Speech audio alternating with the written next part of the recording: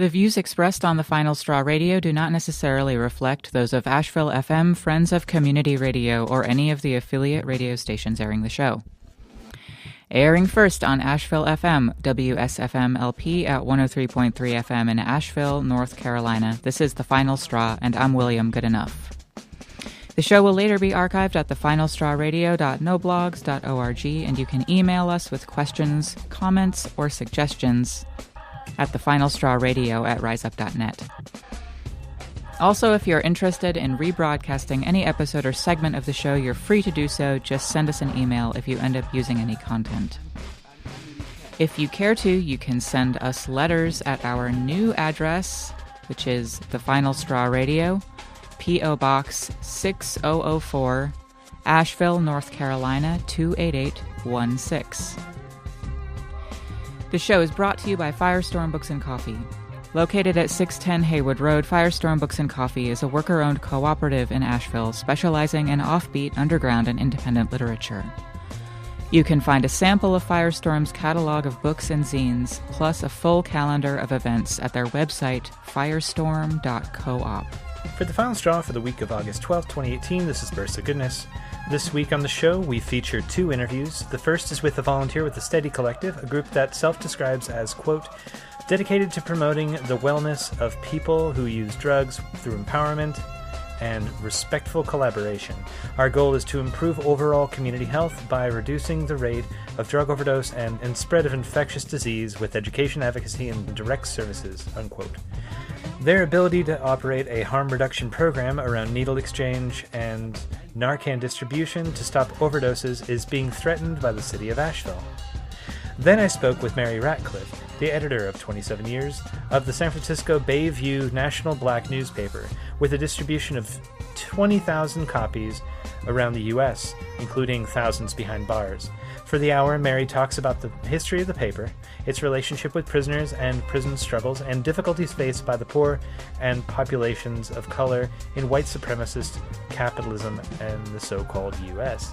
If you want to hear a longer version of this episode and these interviews, please check out the podcast available for free at thefinalstrawradio.noblogs.org. Now, here are a few announcements. Last weekend witnessed far-right Nazi-affiliated sexist homophobe rallies in Portland and Berkeley, which I'm sure you're aware of. Patriot Prayer and Proud Boy goons schlepped their way out from under the rocks in which they live in their goofy-ass LARPing costumes to spit their deranged and hateful screeds and threaten and attack counter-demonstrators where they could. And the police helped by holding back anti-fascists as well as attacking them at both events with pepper spray, batons, tear gas, rubber bullets, as well as legal charges. Big ups to the brave folks who came out to stem the tide of hate on the West Coast, and also a big thanks to the comrades who came out in Providence, Rhode Island, where they were able to shut that crap down real fast. This weekend marks the year anniversary of the August 11th Torch Rally and August 12th Unite the Right rallies in Charlottesville, Virginia. This weekend, on Sunday, August 12th in Charlottesville, there will be a day of remembrance and mourning starting at 9 a.m. in Washington Park. Police presence has been shown to be huge in the run-up to this weekend, with martial law and states of emergency declared by local and state officials, leave for police being suspended, and swaths of the city planned to be shut down and blockaded. You can follow #AllOutSeaville for updates. In Washington, D.C., haters are trying to put together a second UTR to draw their morons with swastika and Pinochet shirts and Confederate buffoons into the streets. More information about what's going on and how to congregate against it can be found at shutitdowndc.org. And you can check out IGD's most recent episode of This Is America, number 24, for voices on the ground in D.C. and Seaville. On August 15th in Boston, there is a planned town hall meeting at the Arlington Street Church in preparation for the counter-demonstration on August 18th at the Massachusetts State House, which will be there to shut down the far-right hate front group Resist Marxism. You can find out more about that at bit.ly/fight-right-Boston. Be safe out there. Remember, cops and Klan go hand in hand. Bring water, watch out for your friends, and don't leave alone. On Monday, August 20th at 6 p.m. and every third Monday of the month, the Asheville IWW is hosting a service industry workers assembly at Kairos West. If you work in food service, retail, hospitality, breweries, or other service industries, and you don't personally have the right to hire and fire, come on by and join the discussion on issues facing your ilk, including wages and hours, but also issues such as racism and gendered violence that workers face in and outside of their workplaces. The discussions are aimed at creating direct action solutions and creating class solidarity. And I'm going to venture a guess that there might be people. A little update or reminder about the August 21st nationwide prison strike. A few Channel Zero Network members have been producing content specific to supporting and understanding the nationwide prison strike. You can find great related content to enjoy and share by It's Going Down podcast, Kiteline Radio, and Rust Belt Abolition Radio. Links are in our notes to the most recent episodes. Also, you can visit incarceratedworkers.org for some pretty cool recently produced poster ideas, as well as a very shareable video breaking down IWOC's role in the strike and reasons to support August 21st. If you're in the Asheville area, Blue Ridge Anarchist Black Cross will be having an event from 5 until 7:30 at Firestorm Books and Coffee. This is on a Tuesday. And there will be a discussion of what repression has looked like, what sort of movement, what sort of shape the strike has taken so far, with a mind towards getting folks involved in supporting the people on the inside and spreading the word on the outside. And if you want to come down and have some words to share with people behind bars, bring a little statement written up and we can try to record it and get it to some radio stations around prisons. Donate. So I'm pleased to be speaking with Mary Ratcliff, the editor of the SFBay National Black newspaper, a 40-year-old print project and online newspaper with wide distribution, including behind bars. Thank you so much for taking the time to chat, Mary. Oh, I appreciate so much the opportunity to be here. Thank you. Could you give listeners a bit of a rundown about the paper and its history?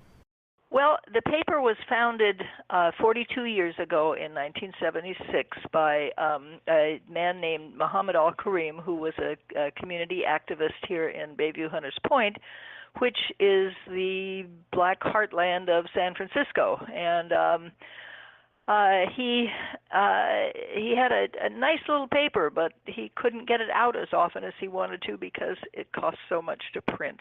He was constantly struggling, constantly trying to raise money, and I kept saying, let me help you, and I was thinking of helping, like writing stories and that sort of thing, but that isn't what he wanted. He needed money. And I soon learned how critical that is to putting out a newspaper.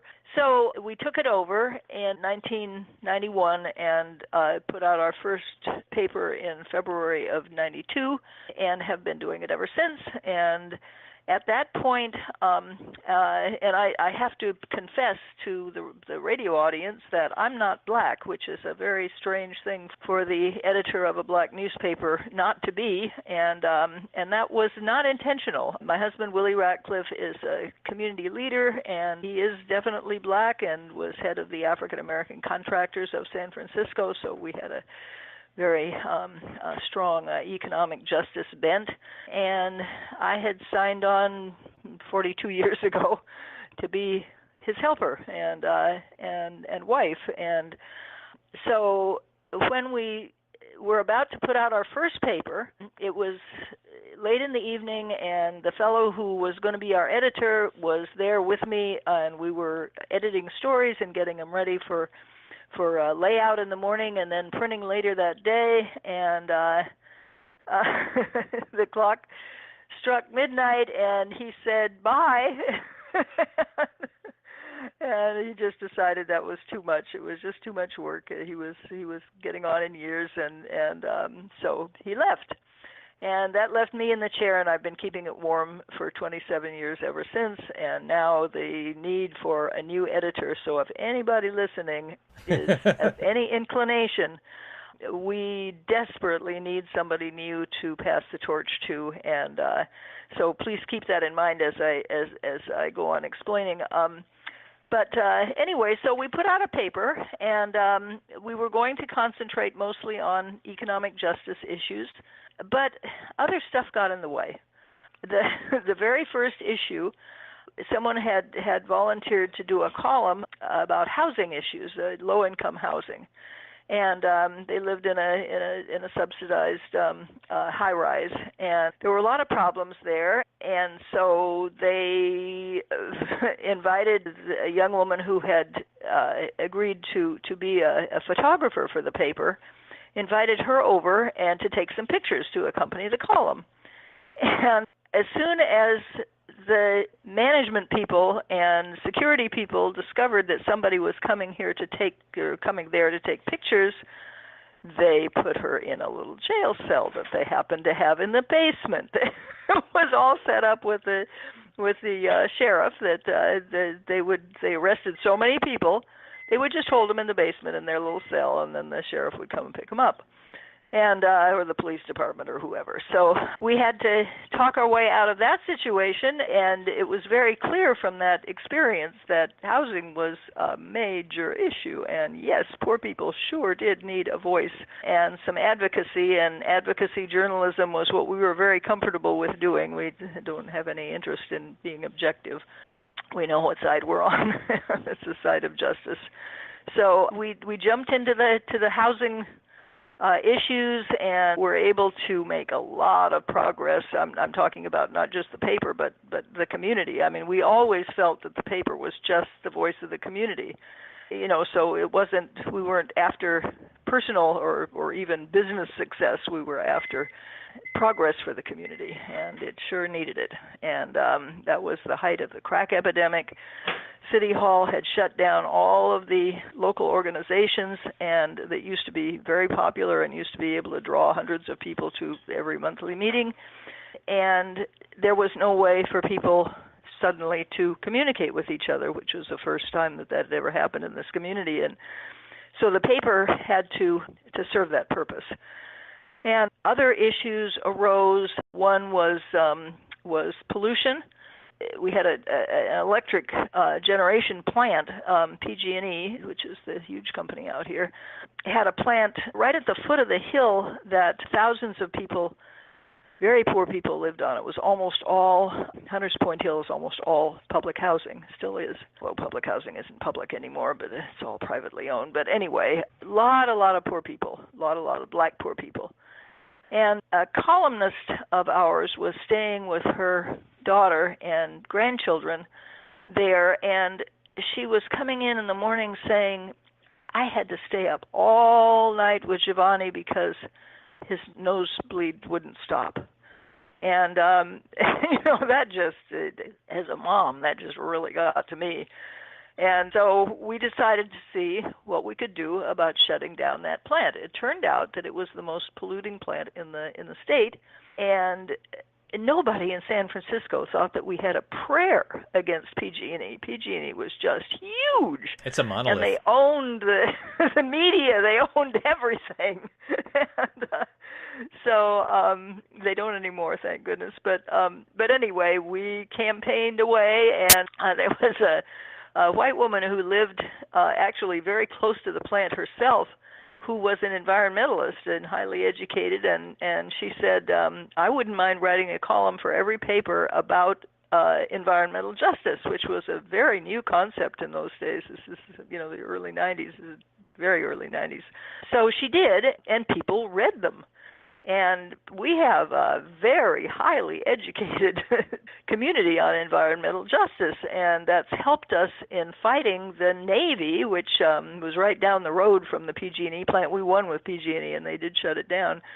So then we took up the shipyard, the Hunters Point Naval Shipyard, where the main radiological experimentation and research had been done for, some 20 years. And so the Navy, being very sloppy, had left a tremendous amount of radiological contamination and lots of other contamination at the shipyard. It was very dirty. It was supposed to be being cleaned up. We could tell that there was a lot of hanky-panky going on.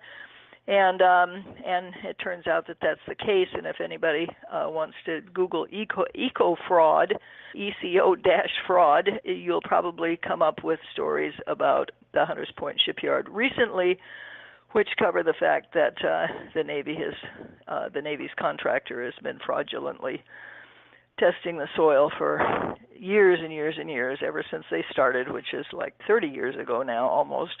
$1 billion has been spent, and most of it has been wasted. And we said that from the beginning, and finally we're being validated. And that's a pleasure. The prison part of our coverage started because we, right away, the very first paper, we dropped copies at the county jail. And that was the height of mass incarceration period, where almost everybody in county jail was destined to go into the state prison system. So when the guys would leave county jail for transfer to San Quentin, they would take the paper with them. And so the papers ended up in the state prison system, and pretty soon we started getting letters. And in the letters were stories not about the prisoner who was writing the letter, not even about prisons, but about current affairs. And this was some brilliant commentary coming from several different people. There's one guy in particular I really liked. I used a lot of his stuff. And so we started publishing it, every paper. Another fellow at San Quentin was a brilliant cartoonist and did a comic strip, and he sent those for every paper. We were printing twice a month then. And so the idea that this was a paper that would print the work of prisoners spread. And initially just in California, but it spread fast and hard, and pretty soon we were getting requests for subscriptions from all the prisons in all 33 prisons in California. And then when in 2011, when the prisoners in the SHU at Pelican Bay State Prison, which is a prison that was designed in every way to be as horrible as it could possibly be, was placed in the far north east corner of the state, which is very, very hard to reach.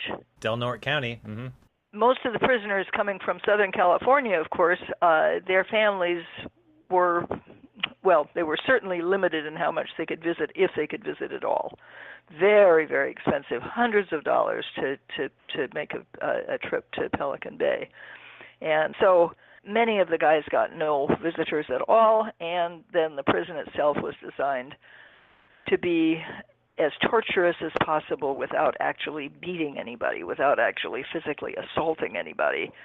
It's an assault on the senses. There's absolute sensory deprivation, and no windows, just solid concrete. Everything just solid concrete.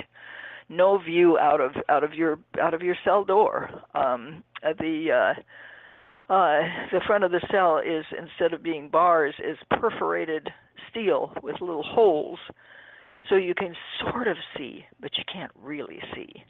And they can see you as well as you can see them.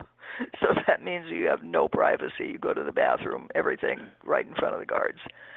So, of course, that's true in most prisons, but this was, it was designed to limit any kind of communication between the prisoners. And then on top of that, the administrators diabolically decided that, the SHU was mainly for prison gang leaders. Now, gangs in California is a big deal. And we don't really have gangs in Northern California, but they do in Southern California. And so, of course, that gang mentality was imputed to the whole state, and Northern California gets it in the neck just as bad as Southern California does.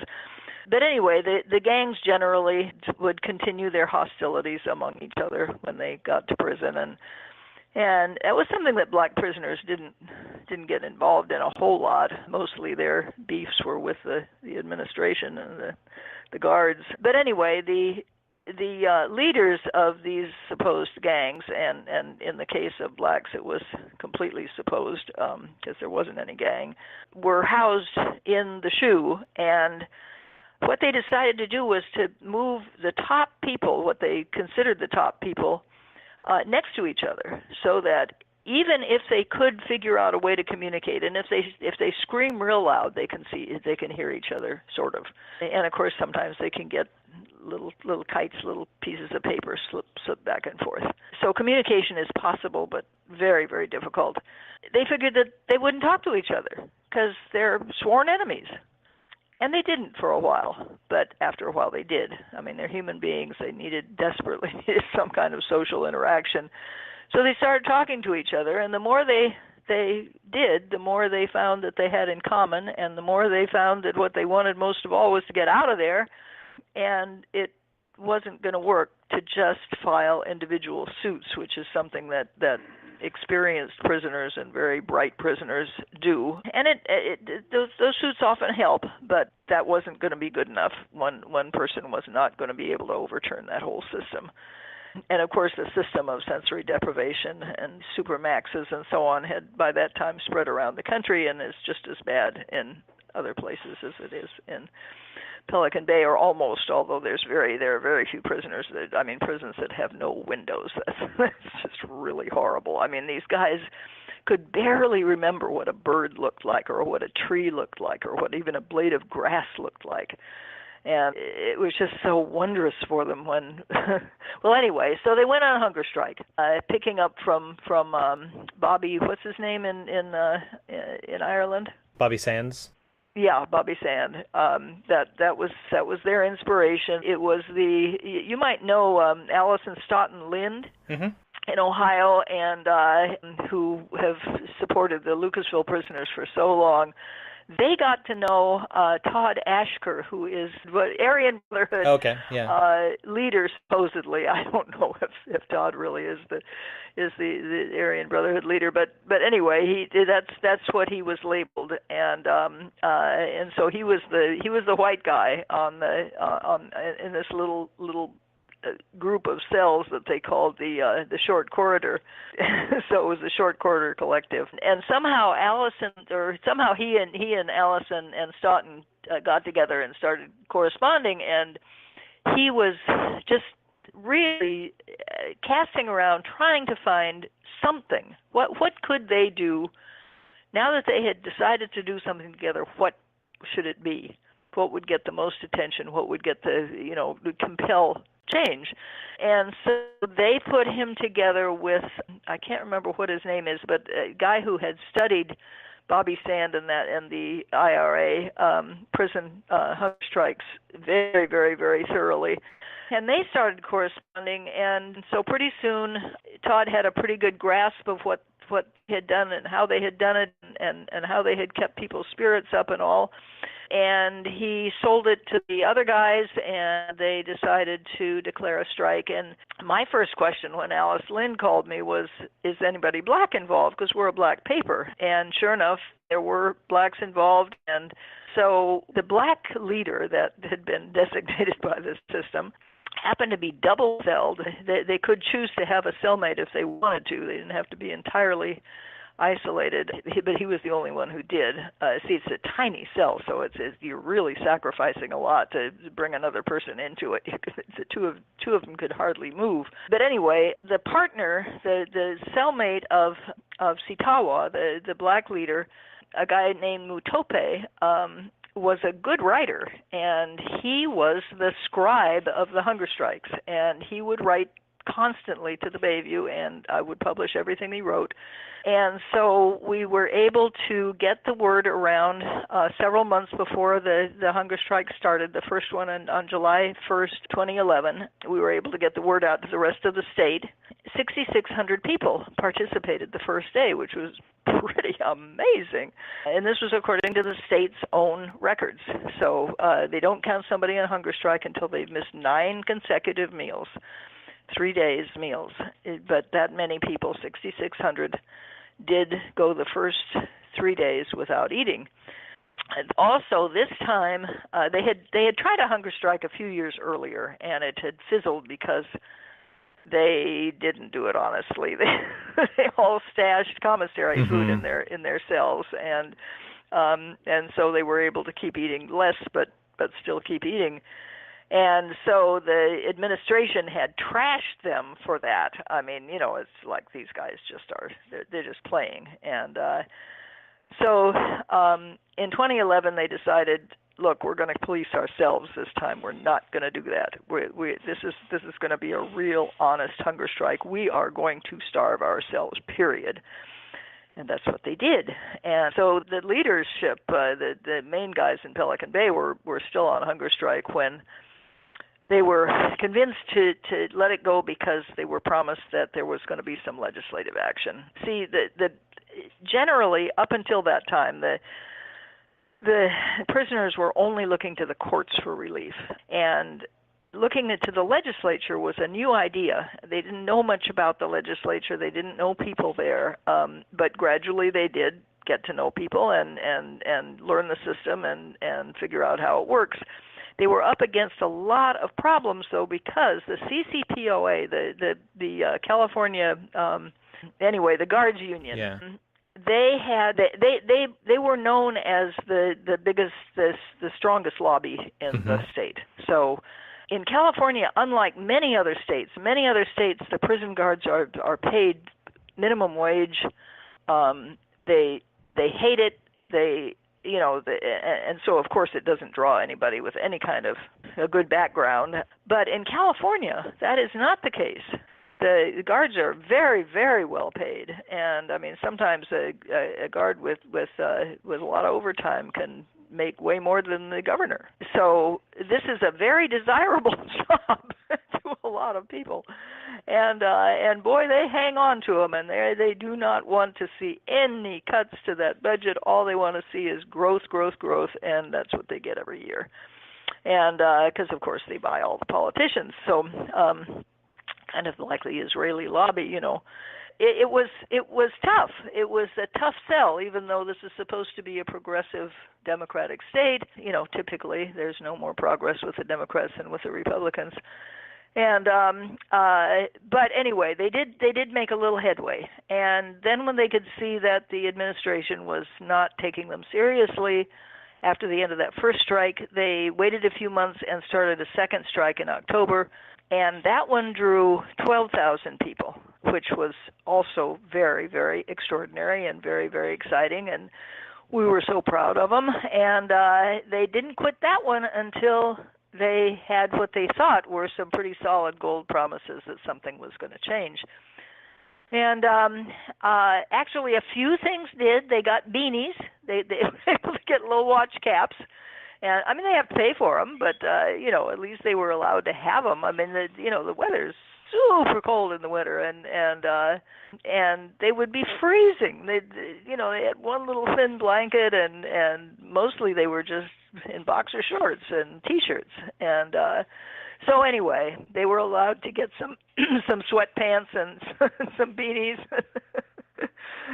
So, but it wasn't much, and they were getting more and more frustrated because month by month after the end of the second strike, things were just getting worse and not better. And they could see that there were plans being made for more repression, not less, and they weren't having it. So in 2013, with lots of fanfare, back in January, I think, was when they made the announcement, they announced another strike, and that one started on July 8th. I've always wondered why the July 8th, but got to find that out. But anyway, so July 8th, the third hunger strike started, and the guys in Pelican Bay were so frustrated because the Bayview had not been delivered to them for 5 months, five out of the first 6 months of, I think they got their February papers, but they didn't get any other paper in 2013.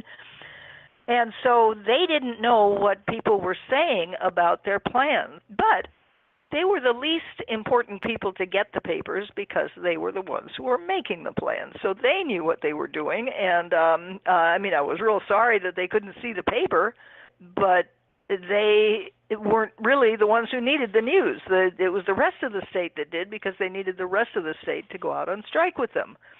And so when July 8th came around, 30,000 people stopped eating.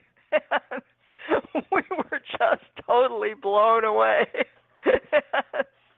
Of course, a lot of that was, I can't say that the Bayview was the only instrument spreading the news, because the families did a tremendous job. And this has been a wonderful family unifying process, by the way. It's just lots of families, because the guys were so heroic. And everything that they wrote was from principle. It wasn't selfish. It was just completely, all for one and one for all, and we're going to do this. And they did. And they did get some very binding promises. It lasted for 60 days, and actually there would probably have been a death within the next few days, because there were a few of the guys who were just had it.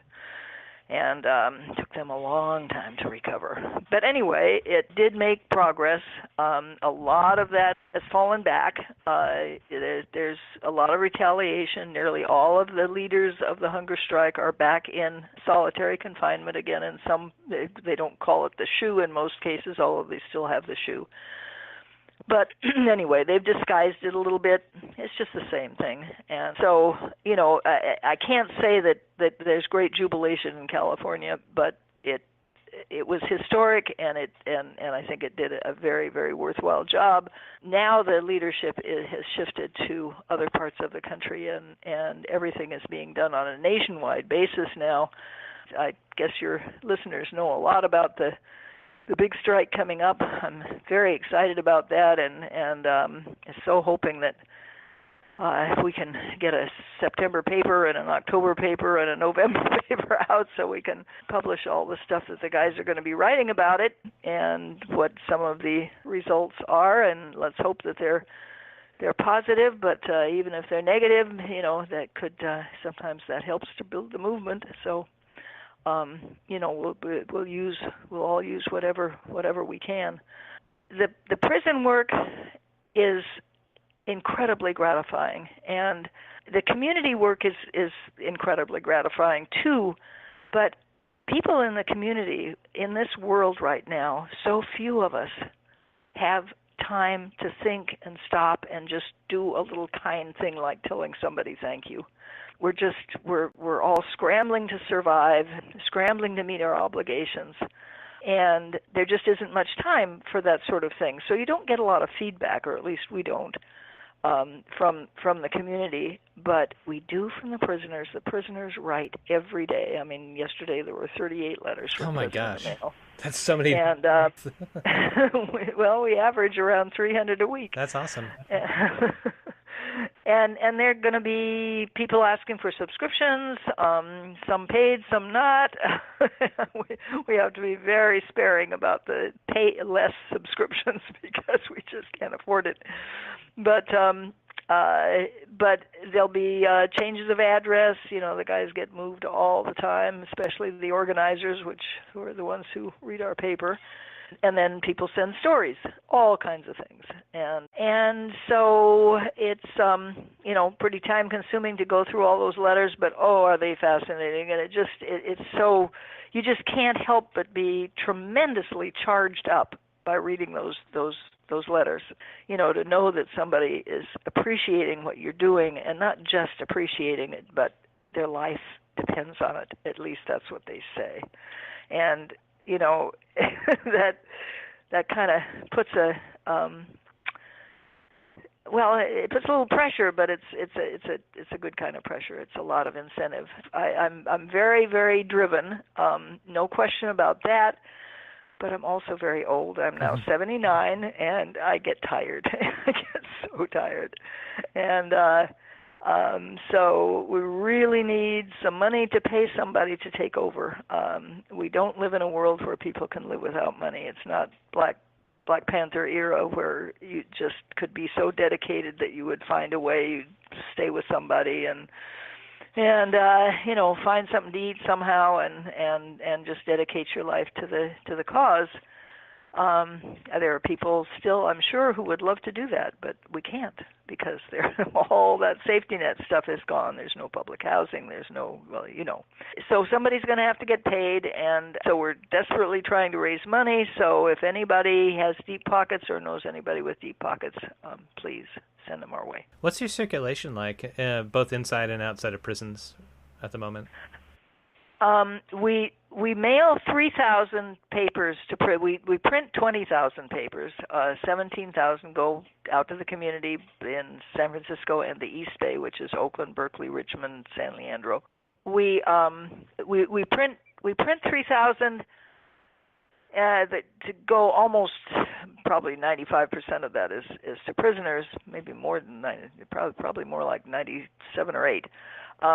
There's just a few people who are not in prison who are getting the paper, and I've had to keep it at 3,000 just for money purposes. What I do is I give people a long grace period after their subscriptions expire. We send them a notice. If they don't respond, then eventually they get dropped, and so I just drop enough to add some new ones to account for the new people who have come on in the interim. Can you talk about how you function internally and economically? Like, I know you're talking about donations, but do you have paid staff? What's rent like? And like how have changes in the media landscape and the cost of paper and things like that changed your ability to publish a frequent newspaper? First, let me say that I remember back in the very early days of the paper how exciting it was to be able to sit at a computer. I mean, that was 92. You can imagine that was in the early days of computers, and I mean of their mass availability, and just thinking about, my God, one person can run a paper, one person. The trouble is, that's the way it's been from the beginning. I didn't intend for that to be that way, but we just were never able to accumulate enough money to hire anybody. I mean, periodically we've hired somebody for a little while, and then we'd run out of money and they'd have to go. But anyway, so we limp along without any paid staff. We do have several very, very dedicated volunteers who take over these particular aspects of the process. There's a wonderful woman who posts all the stories to our website. I just send them and the pictures to her, and she posts them. And there's somebody else who does the calendar. We have an online calendar that people depend on, and we have a webmaster and who's very, very, very capable, and will soon be redesigning we have to raise the money for that too. Redesigning the site so that it's easier to read on a small screen on a phone, because it's not configured for that. It's an old-fashioned site. And there are a couple of other volunteers. Basically, we just limp along. Now, we do have a nonprofit, and so if people need a tax deduction as an incentive to make a donation, we can accommodate you, and it's a 501c3 in good standing. Well, I think so.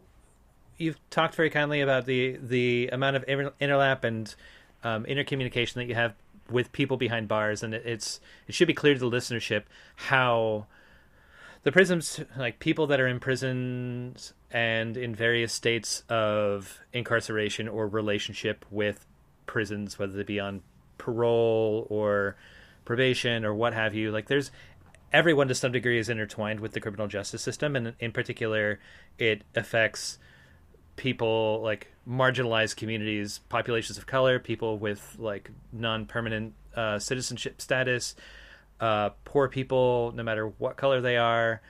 And I think that like that's a really cool thing about your paper, is that it brings into those 17,000 people or so around the Bay Area that are getting like physical copies of the paper in their hand or in their house or in their coffee shop or barbershop or whatever, they get to interface suddenly with the people that are behind bars.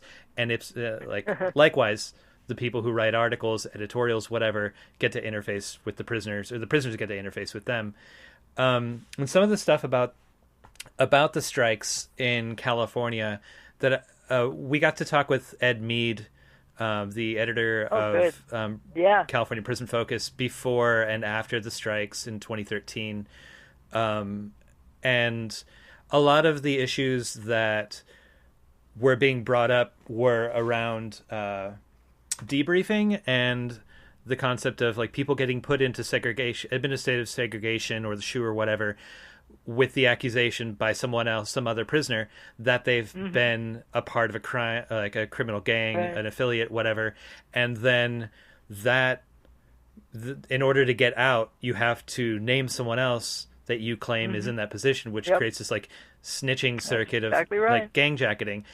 And that isn't just an in-prison thing, because when people get out, and this is like independent of prison per se, but it overlaps. You've got injunctions, and this is a big thing in the Bay Area. Gang injunctions end up affecting neighborhoods. Somebody gets out from prison and they don't have, like, they've got a mark on their record. They've been taken off the street. Their resume is going to reflect the fact that they haven't been incarcerated, or that they haven't been carrying a job on the outside, and that they have been incarcerated, and they can't get public housing, so they go to stay with family, and then suddenly people that are living in that household are related in some way to someone that has a gang affiliation in the networks in the California system. And so it just like creeps in and insinuates, that accusation insinuates itself throughout poor populations of color around California. And then you have people who suddenly, because their cousin just got out of prison and doesn't have a better place to go, no matter what they went in for, and they got injunction, or they got affiliated on the inside, according to the administrators, suddenly, like, you can't go into a neighborhood because your cousin just came to live at your house, and you become affiliated through the school system or whatever with that person or with that gang. It's like this, I don't know, the sort of coverage that y'all offer and that communication that you open up on the inside and the outside really opens up a discourse of how prisons seep into just American racialized capitalist life. And that's really important community outreach that you do. Well, you know, I am so pleased you said that. That's very, very perceptive. That not too many people see that. And it was not by design at all. I mean, I wish I could claim to on your part. You know, yeah. Right. The prison's part, I think it's by design. But it happened, and yeah, we're the only paper that's widely distributed both inside and outside that I know of. I think we're the only one, period. And so yeah, we do enable a conversation between those between all those folks, all those poor folks. And that's what makes it so frustrating when you're trying to raise money, is that everybody who reads the paper is poor. And don't tell the advertisers, but hey, you know, poor people. Who's the richest man in the world? Is Walton, or one of the richest, and Walmart is all poor people selling from and poor to poor people. But so anyway, the way to get rich is to exploit poor people, obviously, and that's always been the way to get rich. But it's been very, very gratifying to see the way the paper has been able to influence family unity and just bringing old friends together. And being published in the Bayview gives a person a fair amount of swag and you know, status in the community and in the prison and wherever they are, and some legitimacy. And of course, it also brings them to the attention of the authorities who are going to retaliate in some way or another. But yeah, I mean, what we need to do is to instill the spirit in everybody who is experiencing all of those things you just mentioned, the all of that retaliation that's just circular. I mean, it spirals. It just goes on and on and on and on and builds on each other. We've got to get everybody in the frame of mind that help is not on the way unless we do it ourselves. We've simply got to tackle this stuff. We've got to recognize it. We've got to analyze it. And then we've got to get the word out to everybody what it is. But that does work. I mean, look at the concept of the 13th. You know, nobody got that at first. In fact, there were activists. I was in this big debate with over. They were saying, well, we have to abolish the whole 13th Amendment. And I said, no, I don't think we want to abolish the abolition of slavery. Mm-hmm. But what we do need is to abolish the phrase that says you're a slave if you're a prisoner. And so the concept that prison means slavery, I mean literally, that prisoners are literally slaves, was extremely foreign, and a lot of people didn't get it. Now there were a lot of prisoners who already knew that. A lot of the old timers were telling me when the idea first was circulated a few years ago. They said, "Hey, look, the first day I walked out on the yard, an old timer came over to me and he said, 'Boy,' he said, 'welcome to slavery.'" And I looked at him. I wanted to punch him. But I found out he was right. He said, "Read the 13th Amendment." And I did, and now I know. And so that kind of awareness and the family reunification that's occurred behind it, because one thing that I have to tell the prisoners all the time is, as bad as it is in there, the same attitudes are out here. And if when you get out, and I hope you will, but when you get out, be prepared. You're going to get the same treatment. And so you've got to be prepared. See, everybody when they know they're going to get some out for whatever reason, parole or whatever, so many of them will write and say, "Oh, the first thing I'm going to do is come and volunteer at the Bayview." And mm-hmm. Of course they never do, because they can't even get that far. I mean, you get your little gate money and it's gone in the first 5 minutes, and then what do you do? And and your family's struggling, they're being evicted, and it's just it's tough. It's extremely tough. We don't want to just see the door revolve. So we're going to have to organize, and we're going to have to find new ways to organize. All of us or none is one, and we need a lot more of that. So you mentioned that you're looking for new editors for the paper. You're looking for funding sources. People can make one-time and recurring donations via PayPal, and that information's available at the paper's website. And also you could sign up for subscriptions and pay for a subscription, right? Yes.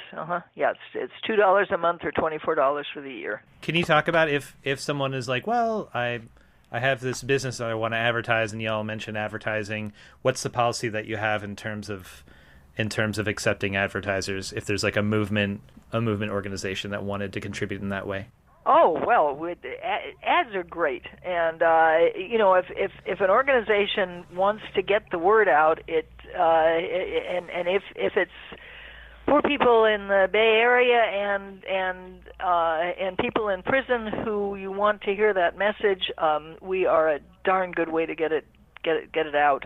It'll definitely, the word will definitely get around if you put an ad in a Bayview. And we have nice low rates, and we'll work with anybody to make it affordable. And we just love that kind of ad. So particularly ads aimed at prisoners. The prisoners read the paper cover to cover. They read every single word. And they pass the paper around. Sometimes they'll tell me that they pass it around until it's just in tatters. There's nothing, you can't even read it anymore. And so you can expect that the word will definitely reach some welcoming ears and eyes, and so by all means, just email me at editor@sfbayview.com anytime. I would love to hear from you. And sfbayview.com is where people can check out the newspaper for free and also find all that other information. Yep. Cool. Yep. All that information. Mm-hmm. Now the ad rates, the only ones we publish are the regular rates, the rates that we charge the corporate world. and the city and that sort of thing. But we do have some much lower rates, and we can just make a deal. Cool. So the world recently lost Elbert Big Man Howard. He was one of the founders of the Oakland chapter of the Black Panther Party. I was personally lucky enough to get to work with him and his wife Carol around issues of police accountability in Sonoma County before moving out to North Carolina. Would you talk a little bit about Big Man and the multi-generational dialogue that the Bayview participates in and facilitates? Wow. Well, when you said applied multi-generational to Big Man, I couldn't quite make it fit for a minute, because Big Man didn't have a generation. He belonged to everybody. He was so accessible. There was nobody he couldn't relate to. And what a beautiful, beautiful, beautiful human being. He was a big man, a very big man, and yet he was the gentlest human being you could ever imagine. I was just shocked when after he died, and Carol's a good friend, and she sent me a bunch of pictures, but of course most were more recent. There were a few old ones that she had, but because she had known him when they were both very young. But the news pictures from the time, I was able to find a few. My God, that man was fierce. I mean, he was just fierce. You could see the looks on people's faces when he was talking in front of just a mass of microphones. There are some pictures where there must have been 30, 40 microphones in front of him. So he cut a very, very major figure in those early days. For one thing, he was older than most of the guys. It's not widely known, but most of the Panthers were teenagers or in their very early 20s. And 21 was old for a Panther, and there were 15, 16, 17-year-olds, lots of them. So the older people were looked up to. Maybe that's why it's hard to put a generation on Big Man, because he straddled generations. He was the guy who had the military experience. He and Richard Aoki, who taught the other Panthers how to handle guns, had a few guns. He was a teacher in a lot of ways, and he also had the experience to be able to edit the paper, for example. He was the first editor of the Black Panther newspaper, which, of course, to me is very important. A lot of the old Panthers say that we're their successor. Of course, I'm very proud to always hear that. But and Big Man wrote for us frequently. Those last few years, he was submitting quite a few stories, and they was amazing how he could see, and this was typical of the Panthers, actually. He could see through a situation to its core. He could see what was driving it, who was truly responsible, and then would deal with it in a way that would de-escalate the conflict and bring people together and help people see each other's perspectives. And he was the perfect touch. Every time there was just an impossible situation going on, especially where there was tension between people on our side, he could resolve it in a minute. I mean, he just would know exactly what to say, and everybody would just sit down and say, okay, all right, let's talk this out. and they would. So Big Man was a force. He was a big force, but he was a force that operated without using force. He just had it. He exuded it, but he didn't need to apply it. He didn't need to go to any effort to make anybody do anything. He could have, but he didn't. And I think that's what made him so powerful. He was a standard. He was a role model. He was somebody that I think we all should aspire to be. I will not disagree with you there. Was there anything that we left out that you wanted to specifically talk about in this interview? I need a lot of help in a whole lot of ways to save the Bayview and just to keep going over the next few months. My energy is not, I'm in excellent health. I eat right and do all that stuff, because I'm really determined to try to keep going as long as I can. But this tradition, this paper, shouldn't depend on one person, and unfortunately, right now it does. So, if anybody has skills that you think might be useful, I probably can use them, and possibly we can do it at a distance. It doesn't. A lot of work that's done nowadays in all fields can be done from a distance. So email me and tell me if you can give me a hand. I sure would appreciate it. All right, y'all are such a gem and such a resource for people all around North America, and I really appreciate all the work that y'all have done, and I hope that this will help get y'all some more funding and some more readership and some folks to help out and carry the torch for you. And I wish you and your husband and the staff well. Thank you very, very much. I really enjoyed this. Yeah, me too. Would you care to introduce yourself? Yeah, so my name's Hillary Brown, and I work with the Study Collective, and was a founding board member of Study Collective as well. Can you tell listeners a little bit about what Study Collective does? Sure. So Study started in 2015, and at that time, we were an any positive change support group.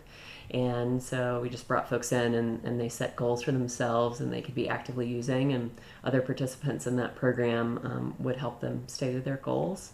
And then we moved on to doing naloxone distribution, and then when syringe exchange was legalized in the state of North Carolina in the summer of 2016, we moved into doing that work. So when you say using, you mean using drugs? Yes. Outside of a prescription setting? Yes. Okay. Can you talk a little bit about the philosophy behind harm reduction? Sure. So harm reduction is an evidence-based approach to addressing drug use and to keeping people safe. It's an important public health strategy.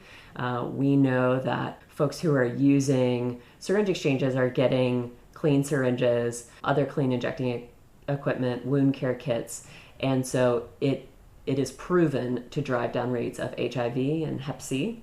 And also we know that when folks are coming into a non-judgmental space, which we are, that they're more likely to go to healthcare providers to seek treatment for things like, abscesses or other injection-related infections, and that they're also more likely to go to treatment. Nationally, the statistic is that people are 5 times more likely to go to treatment if they're using a syringe exchange than people who aren't. So we know that, non-judgmental care and support and presence for folks is critical to connecting people to service. And a lot of times when folks are actively using and they haven't been connected to services in the past, it can be scary to just walk into a facility, particularly if you have warrants out or a criminal record and you're concerned that, that healthcare facility or that treatment facility might turn over some of your information to the police, and we don't do any of that. Can you talk about the meeting that happened today on Haywood Road and sort of some of the concerned parties in it? Sure.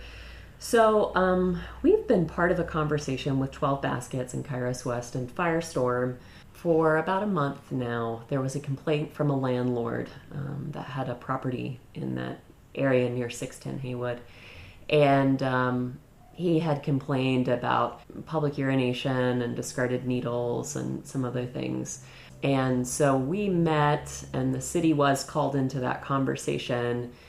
And so a rep from the city and concerned neighbors who had a problem with what was going on, and then folks providing service all met together and talked. And that was going well. We actually felt like we were moving in the direction of some solutions. We had met about 3 times. And so we were in the process of getting public syringe disposal containers installed. That was actually done today at Firestorm, outside in their garden space, a container provided by Greenworks. And we were talking about training some volunteers to go and work in that area to pick up syringes. Study Collective was talking about training those folks. And we were even exploring the idea of, how would we get a public restroom put in West Asheville so folks have access to that. So, we were talking through those things, and it felt like we were sort of coming to a point where neighbors who had concerns were sort of understanding what was going on. Unfortunately, the city decided to issue zoning violation notices to Steady Collective and also to 12 Baskets. I can't tell you much about that ordinance that we violated because they sent us that notice at 9 a.m. this morning, and the meeting that we're discussing today was at 10 a.m., so I did not have time to read the ordinance. 12 Baskets, they are claiming, is a shelter and has violated their permit. They're not supposed to run a shelter there. Of course, 12 Baskets is not open after 4 p.m., so it doesn't house anyone. It just provides a meal. But they are claiming that they're a shelter, and they are also claiming that Steady is engaged in a particular land use, and so has violated some ordinance. Are 12 Baskets or Steady renters on the property in question? So Steady is not a renter, and we don't obviously own land at 610. We are there 2.5 hours a week on Tuesday afternoons and have been for 2 years. 12 Baskets is a renter, and the landlord at 610 is very aware that they're there and of what they're doing. What are they doing? Yeah, it's a great question. So 12 Baskets reclaims food from restaurants in town and then serves it to anybody who wants to come in. So, for example, I eat at 12 Baskets weekly, and so it's a good resource for anybody who's in that area. Sometimes I eat over there just because I'm doing work in the area and it's convenient. I also don't make a ton of money, so it's available. I am housed. And then there are folks who come in who aren't housed and are having that meal. And 12 Baskets has said again and again, even the majority of people we serve are not homeless people, but we are being perceived in this particular way. And as someone brought up at the meeting today, what is the threshold for homeless people coming to a service that makes it a shelter, right? Mm-hmm. These lines and definitions seem very confusing. 12 Baskets is providing a place where a meal is served, and that's all there is to it. They're essentially acting as a community center. And Kairos West is also in that space, and all Kairos West does is provide free meeting space for folks who need a meeting space. And lots of people use that. So, it's concerning that they would be targeted in this way, and zoning would be manipulated to target them when they're clearly not operating a shelter. And for the food distribution, just to go back to 12 Baskets, it seems like, they also, I've seen people at that intersection, like mostly youth at different times of the year, mm-hmm. with signs saying like free lunches, free groceries, things like that. Is that like a service that they provide besides meals on the site? Yeah. So depending on when you go and what day you go, you can also get, loaves of bread that grocery stores were going to throw out, or other groceries that are sort of being reclaimed from somewhere. So yeah, there's an ability to sort of get a food box there as well.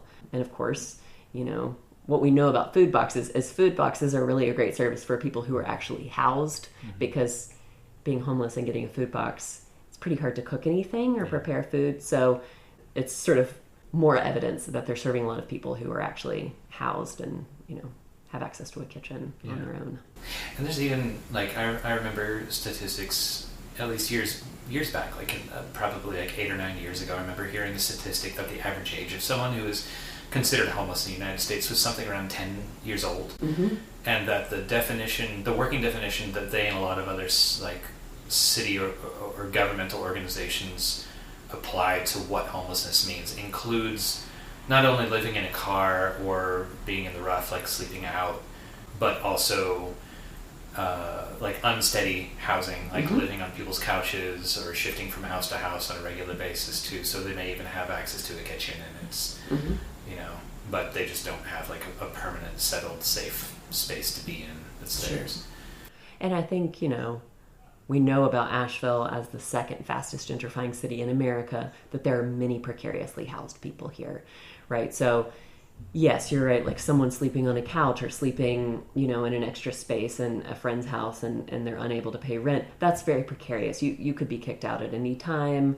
It's not a permanent situation. It's not the ideal housing situation. And there are a lot of people experiencing that here because there's just not enough housing.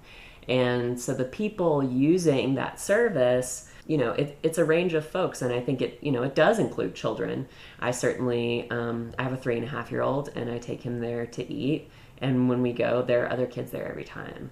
So there are a lot of kids who are getting a supplemental meal there in the middle of the day, and their parents are also picking up food boxes and extra food to take home. And at 12 Baskets, you can get a plate to go. So, we know folks are getting leftovers to take back to their house. And it's just a place, if you have a kid or whatever, to sit down for a minute and take a break and not have to be constantly walking. And as many folks have mentioned, it's access to a bathroom too. And a core issue here is that there aren't public restrooms in West Asheville. Mm-hmm. So, the restrooms that are provided in 12 Baskets and the restroom in Firestorm are highly utilized because that's needed. But they are only available, certain hours during the day. And that's not their fault. But right. Yeah, it seems like that is a big issue that could be addressed.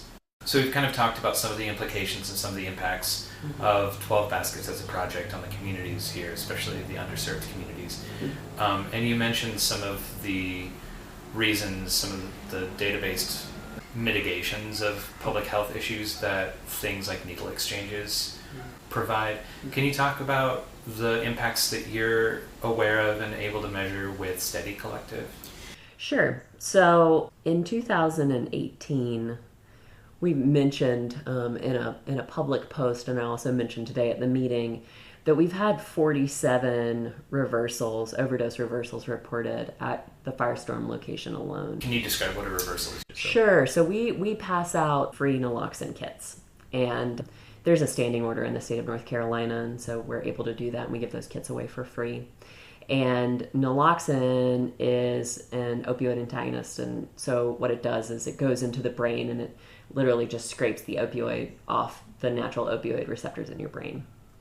And so it can bring somebody back into this world and that person be breathing and talking to you in 60 seconds.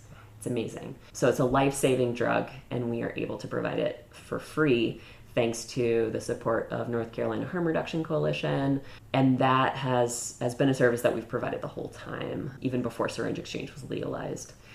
And so that 47 number that comes from 2018 is just at that Firestorm location where we're only there 2.5 hours a week.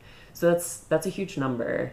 Total for this year, from the data we have, which is beginning of the year through the end of June, all of our sites have distributed have received 188 reversal reports.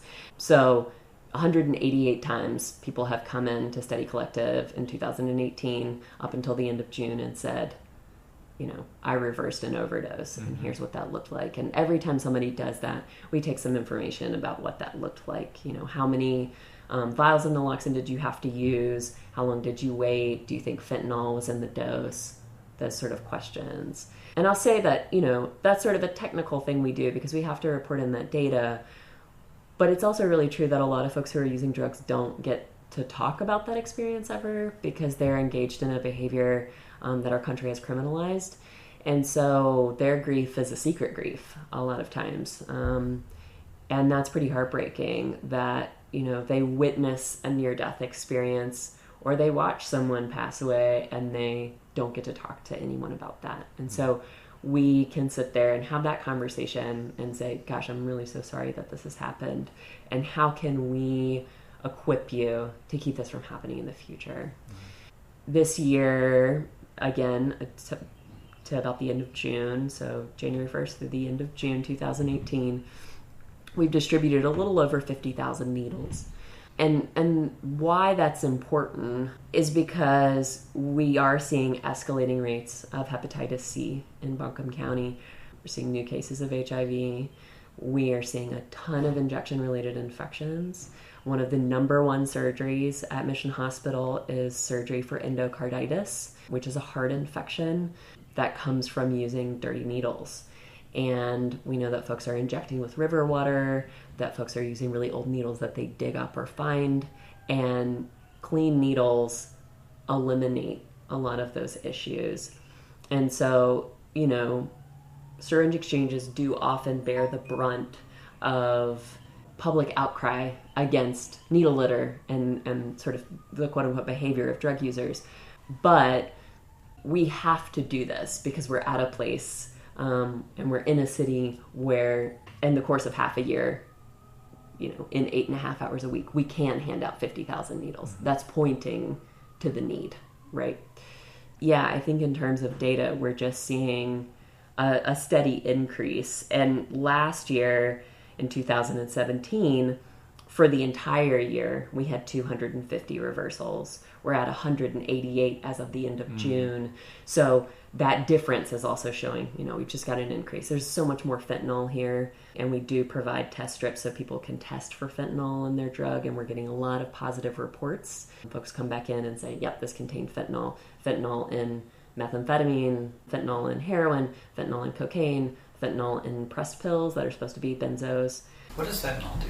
Yeah, so fentanyl is an incredibly strong opioid. It's a synthetic opioid. It's 100 times stronger than morphine, and it's very lightweight, and it comes through the mail. It's not very well regulated. And what happens is it gets cut into heroin. So it would be like you going to a pharmacist and they say, well, this is 5 milligrams of something, but it's actually 500 milligrams, right? So, I think a lot of the narrative around an increase in overdoses is that drug users are just being reckless and they're having wild parties, and that's not what's happening. We see folks who have used heroin for a decade and not ever had an overdose, and then all of a sudden they're overdosing, and it's because they're not getting what they've always gotten. And there are multiple reasons that fentanyl has made its way to North Carolina. One is more intense drug enforcement. If you have less heroin, then something's got to replace it, right?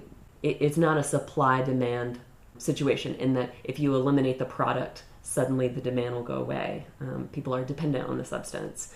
And also there's been a push to stop prescribing opioids for many things. So we have sort of the quote-unquote perfect storm, right? That opioid prescribing has slowed down or stopped, and heroin has been sort of taken out of the market.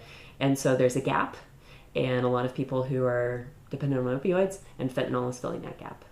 Pretty reasonably, someone could say that the services that these two projects are providing are super, super important to mitigating negative impacts, that capitalism has in our communities.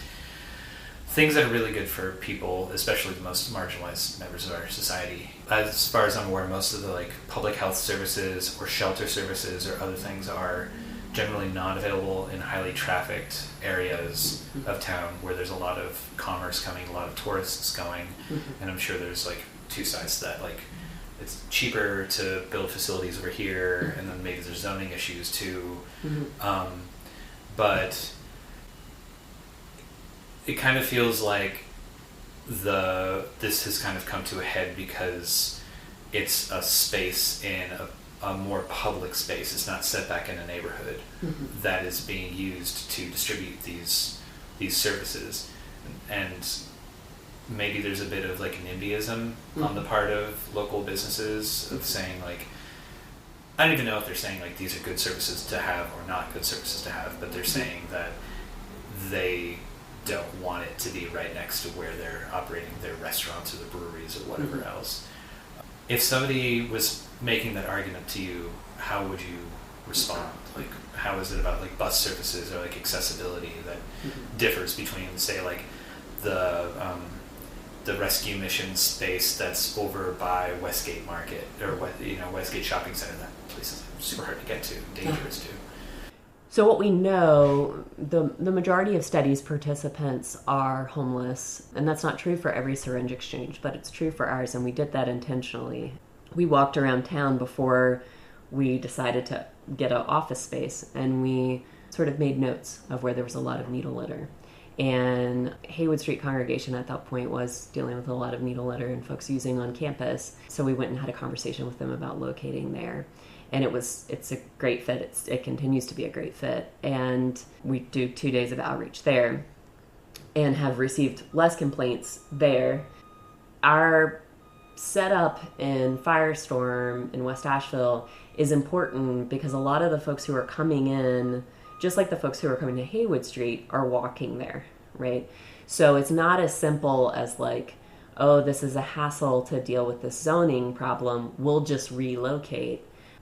Relocating, I'll just be frank, it's going to cost lives, right? Like shutting us out of that space is dangerous. And, you know, we know that the people who are coming to see us at Firestorm are often going nowhere else, right? They're folks who are living outside, who are using IV drugs, who have orders for arrest out, who have warrants. They come in and talk to us, and then they don't see anybody for another week. And then they come back and see us again.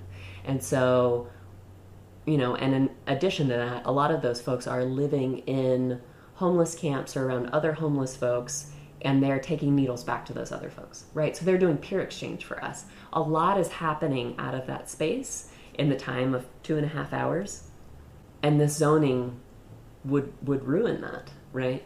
And that is appalling to me. Yeah, so I think that the walking to the space is a critical piece of this. It's not as simple as moving. People are walking, you know, down or up the road to get to us, and that's true for 12 Baskets too. You know, they have folks in West Asheville who either aren't housed or who are elderly and don't have access to a car, or who take the bus, and those folks are not going to be able to drive to the middle of downtown. And also, let's be real about the fact that there's nowhere to park downtown, and, you know, the services downtown are also overburdened, and, you know, you can't wait all day if you've got a kid in tow or you have to get to your job. So we need to disperse services out. We need to keep the existing services and add more. And there have to be services in West Asheville. I know that, you know, when we had these conversations with neighbors, there was a lot of conversation about, like, this is basically downtown's issue. West Asheville is not a little mountain town. It's part of a bigger city that's gentrifying super fast. You can't say that you want the amenities of a big city and you want to turn into a big city and then not also understand that you have to put things in place to support people who are sort of being run over by that quote unquote progress. And, you know, we had a business owner in West Asheville just directly say to me, I really wish there was a zoning regulation to keep syringe exchanges away from schools.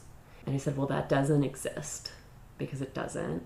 And I have reviewed the state law very carefully. I've talked to the state about this. The state is aware that this is happening. We are governed by state law. You know, they just were like, oh, you know, we wish there was a regulation to keep you away from schools. And I said, you know, if that were the case, then syringe exchanges could basically operate nowhere. There's schools all over the place. There are daycares all over the place. We have to be able to do this work. And also, parents use drugs, and folks who are using drugs can't be shoved in the corner and not discussed. And the county, you know, says things like the opioid crisis is the number one priority. We need funding and support with that proclamation, and we need a centering of the voices of folks who use drugs. Well, what information do you have coming out of that meeting? Like, where does the city stand? And that, I guess, predates the meeting anyway, but sort of a foregone conclusion. But what came out of the meeting, and what can listeners do to voice their opinions or have an impact or help out? Mm-hmm.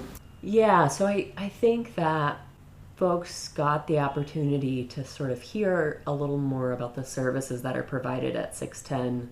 But the city, there was a rep from the city and also a rep from the county, and we did not receive much information from them. So we don't have a lot of new information, and because we've learned all of this in the last 48 hours, we also don't really know what to tell the public. I think that we'll all, you know, start seeking out some legal help and trying to figure out how to move forward. The notice of violation that I received this morning says that we have 30 days to comply. I personally don't think we're in violation, so I don't even really acknowledge this violation. But I hear that they have told us that we have a month. So we don't have a ton of new information. I think what folks in the community can do is to write to city council. That's one step. I think the other step is to utilize these services and to promote them. So go to 12 Baskets for lunch. It's a great meal. A lot of Indian food. It's awesome. To rent out space at Kairos West when your group needs to meet somewhere and understand the importance of that space. To go to Firestorm and buy books and hang out there, to donate money to Study Collective, to become a volunteer, to be trained by Study Collective to pick up syringes. If that's a concern in your neighborhood, we're happy to teach you how to pick up syringes. We're happy to do a naloxone training. We often do naloxone trainings for nonprofits and other businesses that have concerns about overdose. And I'm happy to come talk to anybody about sort of the state of the local overdose crisis and what folks can do. So I think to keep an eye out for, the way things are moving forward, we're going to try to keep people up to date, but also to use those spaces and support those services, and because we hope that they'll be here and they won't be going away after 30 days. What are the best ways for people to keep up on news from Steady and on this ongoing situation as it develops? Yeah, so the best way to keep up with Study Collective is our website is thesteadycollective.org, but we most frequently update Instagram and Facebook. So those are good ways to stay in touch with us. And I know that that's true for Firestorm. They're very present on social media. 12 Baskets and Kairos West a little less so, but you can also go by there anytime and just sort of hear how they're navigating things. So I think that those are good ways to be in touch. Thank you so much, Hill. Yeah, thank you. If you appreciate this podcast and the voices that we bring to you each and every week, at least once a week, please consider a one-time or recurring donation via PayPal or Liberapay. You can also subscribe to recurring donations for us at patreon.com/TFSR and get some pretty sweet swag. If you want one of the shirts or mixtapes or sticker and button packs that we offer to Patreon customers but can't afford a monthly donation, drop us an email and we'll try to work something out. You can find out more about ways to donate to The Final Straw Radio at thefinalstrawradio.noblogs.org/donate.